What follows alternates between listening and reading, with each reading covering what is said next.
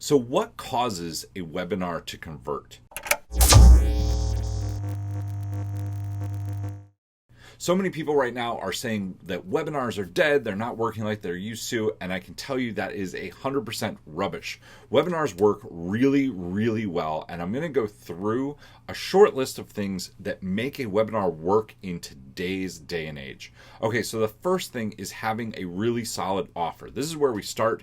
You should have 5 to 8 specific things that you are offering at the end of your webinar that overcome pain points of your avatar. So these are specific tools tied to the pain points that often offer easy button solutions to their challenge. Just having a great offer like that will definitely move up your conversion. The second thing is that you need to have stair-stepped teaching points. So many people try to take their audience from a 1 to a 10. If you do that, you're going to overwhelm people. They're going to shut down.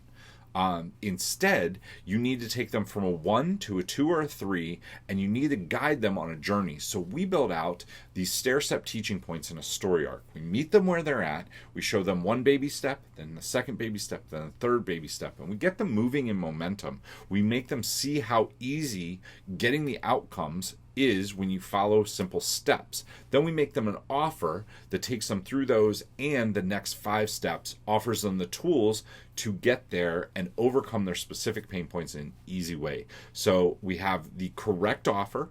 Then we have the stair-step teaching points leading to that offer. Next up, we want to use a lot of stories. So in the Western world, I want you to think about this for a second. It doesn't matter whether it is an acquaintance that you know, somebody that you know reasonably well at work, or your spouse or significant other. When somebody tells you something directly, what happens? We start saying, I don't know. Is that true? Is that not true? I don't think I agree with that. And this is a defense mechanism that we have been learning since birth. When you're a baby, you accept everything that somebody tells you. But then you start to question things, right? Is what they're saying true? I don't know if I agree with that. You'll see this when they hit toddler age, right? Kids start saying no to everything. They put up their hands. Well, the same thing happens here. But when you tell somebody a story, they lean in. I want you to think about the last time you went to a movie or a television show, you're flipping through the channels and you came across something that you didn't really love, but you stayed and you watched all the way to the end. Why? Because stories grab us and pull us in. You might have even been thinking about that movie or television show a few days later, even though you didn't love it. Imagine when you tell a story that they love. That is one of the keys of a successful webinar, and that's why I've built out the Story Selling Webinar program that takes people through all of this. The next thing that makes a huge difference is having case studies and testimonials. And instead of just having a testimonial that says, oh my goodness, working with Steve was great, because although that's good, that doesn't tell people anything. You want the testimonials to show that you overcame those specific pain points that people have, and that working with you made it extremely easy to get the outcome.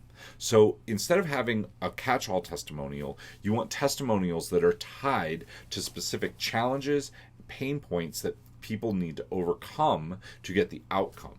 By showing that will get people to move forward with you. They see that you are the person that can get them from where they are to where they want to go. But when they see it in somebody else's story, it makes it, instead of you telling them, somebody else is telling them, which having a third party in there always raises conversion.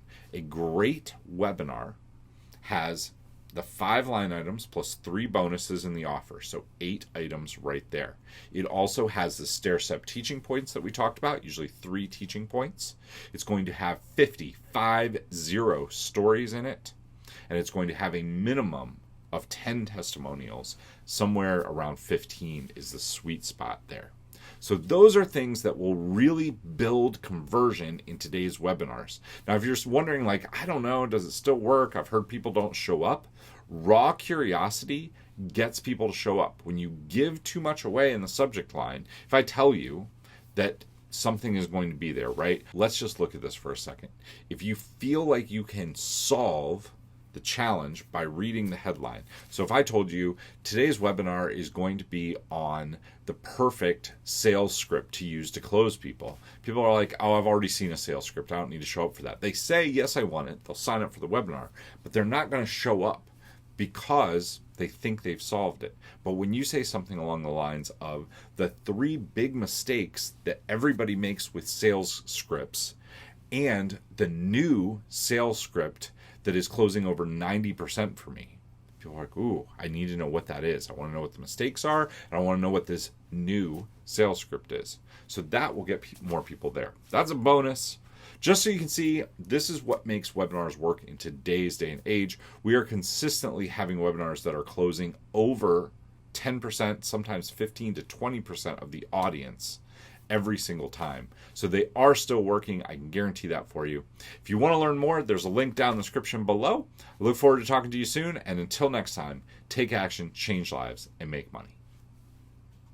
Are you looking to scale your business but trying to figure out how to get your message across? Well, go to storyselling.how to grab my free course that will show you how to discover everything that you need to build your business through stories. These stories work whether it's in social media, email, or public speaking.